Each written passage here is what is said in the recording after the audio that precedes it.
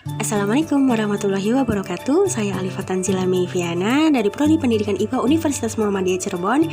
Mari hari ini kita sama-sama mengupgrade ilmu dan sama-sama membahas tentang kedudukan dan fungsi hadis dalam memahami ajaran Islam.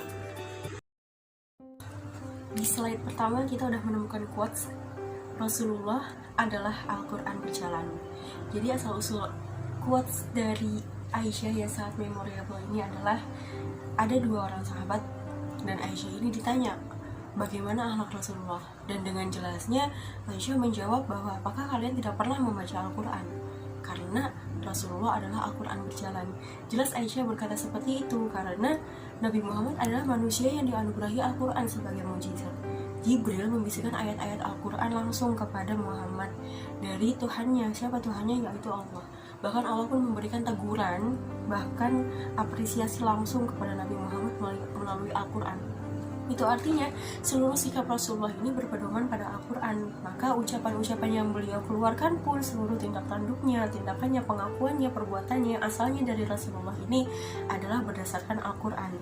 Dan menurut istilah syariah ini disebut sebagai hadis. Di antara 3 sumber hukum Islam ini, salah satunya adalah hadis, di mana hadis ini adalah menempati posisi kedua, yang artinya memiliki hubungan yang sangat signifikan dengan Al-Quran. Sebab keduanya sama-sama sumber hukum ajaran Islam. Kedudukan hadis dalam ajaran Islam ini sebagai hujah. Banyak ayat dalam Al-Quran yang menjelaskan tentang kewajiban untuk tetap teguh beriman kepada Allah dan menaati Rasulnya. Iman kepada Rasulullah diwajibkan dengan menjadikan sunnah sebagai pedoman hidup. Ayat Al-Quran dan hadis Nabi Muhammad ini dengan jelas dan tegas memerintahkan dan mewajibkan mengikuti dan mengamalkan hadis. Di antaranya ini surat Al-Maidah ayat 92, artinya dan taatlah kamu kepada Rasulnya dan berhati-hatilah. Jika kamu berpaling maka ketahuilah bahwa sesungguhnya kewajiban Rasul kami hanyalah menyampaikan amanat Allah dengan terang.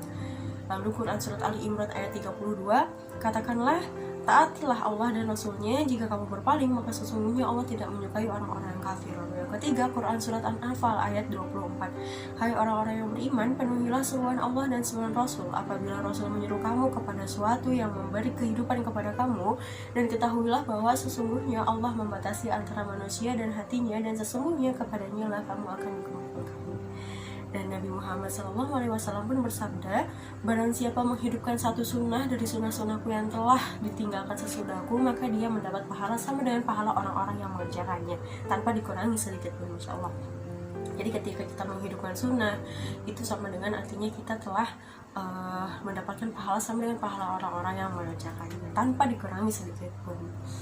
Itulah kenapa utamanya sangat utama mengamalkan sunnah. Karena dalam kedudukan hadis dalam syariah Islam ini sebagai landasan hujah dan dalil dalam menetapkan ajaran-ajaran Islam, dalam menetapkan hukum-hukum Islam.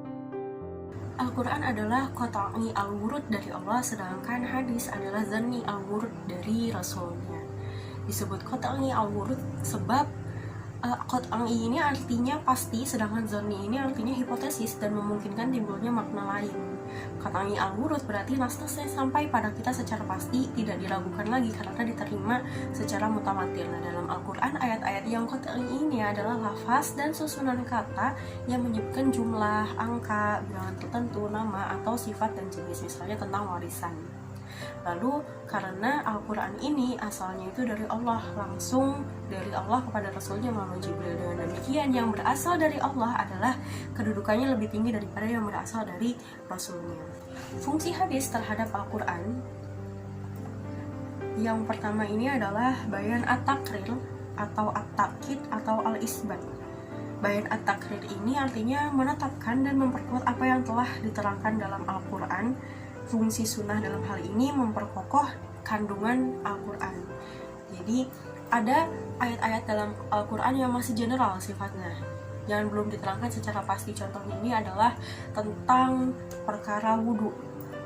Tentang perkara wudhu dalam Quran surat Al-Maidah, urusan wudhu ini dijelaskan, hai orang-orang yang beriman, apabila kamu hendak mengerjakan sholat maka basuhlah mukamu dan tanganmu sampai dengan siku, dan sapulah kepalamu dan basuh kakimu sampai dengan kedua mata kaki.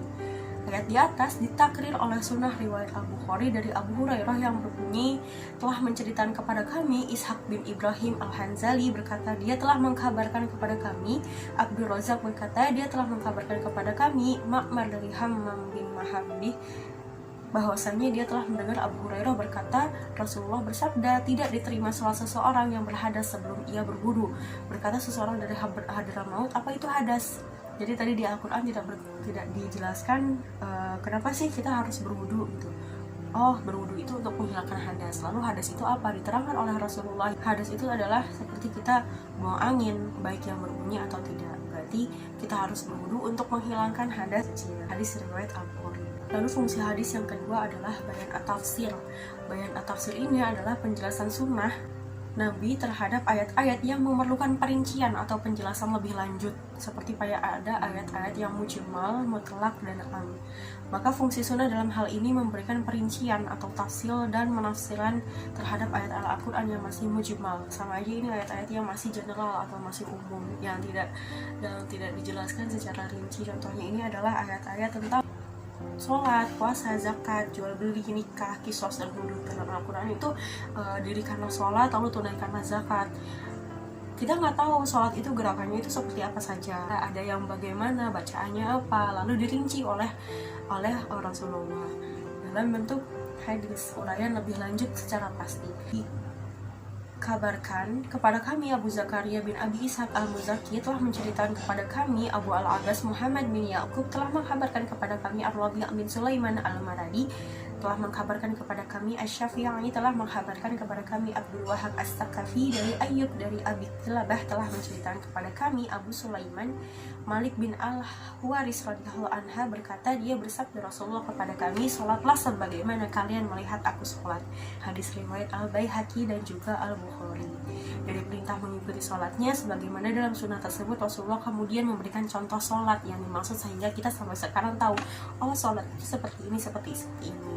Bagaimana caranya? Diawali dengan takbiratul ihram, lalu diakhiri dengan salam, lalu bacaannya seperti ini, seperti ini. Di bayan at-tafsir ini, yang pertama ini adalah memerinci ayat-ayat mujmal atau umum. Lalu yang kedua adalah mentakyid ayat-ayat yang mutlak. Mentakyid ini adalah membatasi ayat-ayat yang mutlak dengan sifat, keadaan, atau syarat-syarat tertentu. Contohnya ini adalah Rasulullah bersabda, tangan pencuri tidak boleh dipotong melainkan pada pencurian senilai 1/4 dinar atau lebih. Hadis riwayat muttafaq alaih. Sunnah di atas mentakyid ayat Al-Quran surat Al-Maidah ayat 38. Dalam surat Al-Maidah ini, laki-laki yang mencuri dan perempuan yang mencuri, potonglah tangan keduanya sebagai pembalasan bagi apa yang mereka kerjakan dan sebagai siksaan dari Allah. Dan Allah Maha Perkasa lagi Maha Bijaksana. Pencuri-pencuri yang dipotong ini yang telah mencuri seberapa? Ini kan dalam Al-Quran itu tidak dijelaskan secara pasti. Maka Rasulullah menjelaskannya lagi secara rinci, yaitu orang-orang yang mencurinya 1/4 dinar atau lebih. Lalu yang ketiga adalah membatasi atau mentahasis ayat-ayat yang am. Ayat-ayat yang am adalah kata yang menunjukkan atau memiliki makna dalam jumlah yang banyak. Jadi membatasi keumuman ayat Al-Quran sehingga tidak berlaku pada bagian-bagian tertentu. Contohnya adalah dalam hadis riwayat Ad-Darimi, Rasulullah bersabda, pembunuh tidak berhak menerima harta warisan. Nah, sunnah di atas mentaksis keumuman firman Allah pada surat An-Nisa ayat 11 yang berbunyi, Allah mensyariatkan bagimu tentang pembagian pusaka untuk anak-anakmu, yaitu bagian anak laki-laki sama dengan bagian 2 orang anak perempuan. Jadi, di sini dikhususkan lagi pembunuh tidak berhak menerima harta warisan, baik laki-laki maupun perempuan. Lalu, fungsi yang ketiga dari hadis adalah bayan an-nasakh. Bayan an-nasakh ini adalah ketentuan yang datang kemudian dapat menghapus ketentuan yang datang terdahulu. Sunnah sebagai ketentuan yang datang kemudian dari Al-Quran, dalam hal ini dapat menghapus ketentuan atau isi kandungan dalam Al-Quran. Salah satunya adalah contohnya di hadis riwayat Ahmad, sesungguhnya Allah telah memberikan kepada tiap-tiap orang haknya masing-masing, maka tidak ada wasiat bagi ahli waris. Dan ini menasah isi Al-Quran surat Al-Baqarah ayat 180 yang berbunyi, diwajibkan atas kamu apabila seorang di antara kamu telah kedatangan tanda-tanda maut, jika ia meninggalkan harta yang banyak, berwasiat untuk ibu bapa dan karib kerabatnya secara ma'ruf. Ini adalah kewajiban atas orang-orang yang bertakwa. kewajiban melakukan wasiat kepada kaum kerabat dekat berdasarkan Quran Surat Al-Baqarah ayat 180 ini adalah wajib, tapi dinasah hukumnya oleh sunnah yang menjelaskan bahwa kepada ahli waris tidak boleh dilakukan wasiat. Yang terakhir adalah bayan at-tashri, artinya pembuatan, mewujudkan atau menetapkan aturan atau hukum. Maka yang dimaksud dengan bayan at-tashri adalah penjelasan sunnah yang berupa mewujudkan, mengadakan, dan atau menetapkan suatu hukum atau aturan-aturan syara yang tidak didapati nasnya dalam Al-Quran. Dalam hal ini, Rasul itu berusaha menunjukkan suatu kepastian hukum, menjelaskan beberapa persoalan yang muncul pada saat itu dengan sabdanya sendiri. Contohnya adalah dalam zakat fitrah. Dari Ibnu Umar bahwa Rasulullah telah mewajibkan zakat fitrah di bulan Ramadan atas setiap orang muslim, baik dia itu merdeka atau hamba, laki-laki atau perempuan, yaitu satu sok kurma atau satu sok gandum.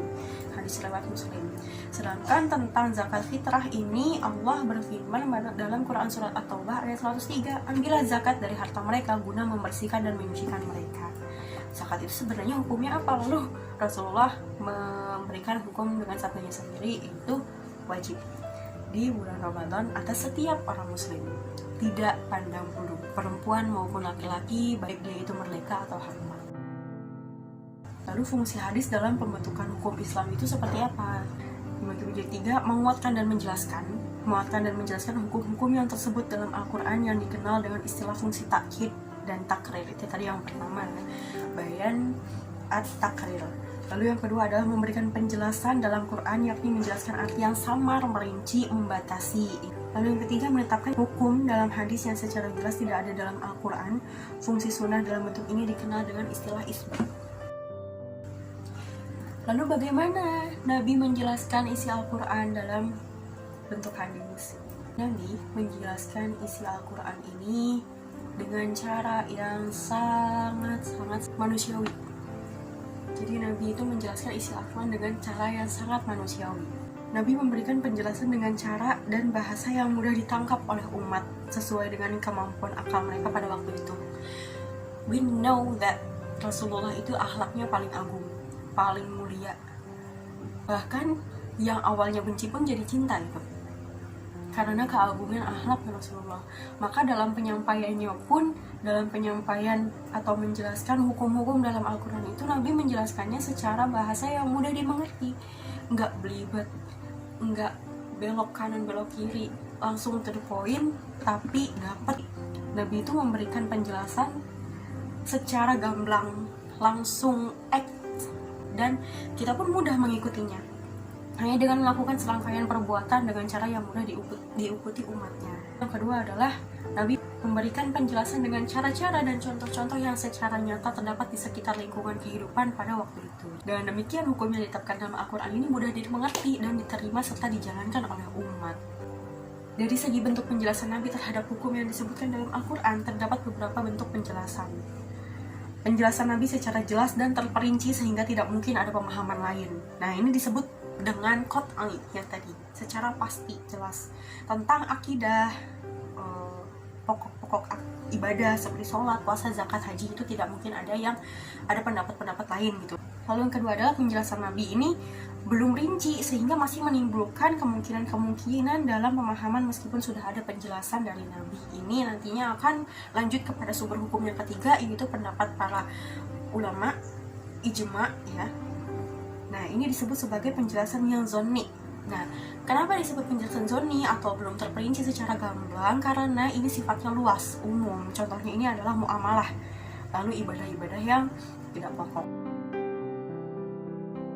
Kesimpulannya adalah kedudukan hadis dalam syariat Islam sebagai landasan hujjah dari dalil dalam menetapkan ajaran-ajaran Islam dan mengamalkannya. Hadis menempati posisi kedua sesudah Al-Quran. Al-Quran adalah yang paling utama, kita wajib membacanya, kita wajib mengamalkannya. Lalu yang kedua adalah hubungan hadis dengan Al-Quran adalah sebagai penjelas yang dibagi menjadi 4, yaitu bayan at-takrir, bayan at-tafsir, bayan at-tashri, dan bayan an-nasakh. Fungsi hadis dalam pembentukan hukum Islam yaitu sebagai penguat dan penjelas hukum-hukum dalam Al-Quran yang masih samar atau masih general, umum. Lalu yang keempat adalah bentuk penjelasan Nabi terhadap hukum dalam Al-Quran ada 2. Yang pertama, cara bahasa yang mudah ditangkap. Lalu yang kedua adalah contoh dan cara-cara nyata seperti akhlak mulia. akhlak mulia ini adalah yang paling utama. Terima kasih telah menyimak dan mendengarkan presentasi dari saya. Semoga kita sama-sama mendapatkan ilmunya dan mari kita sama-sama belajar dan mendiskusikan tentang hal ini.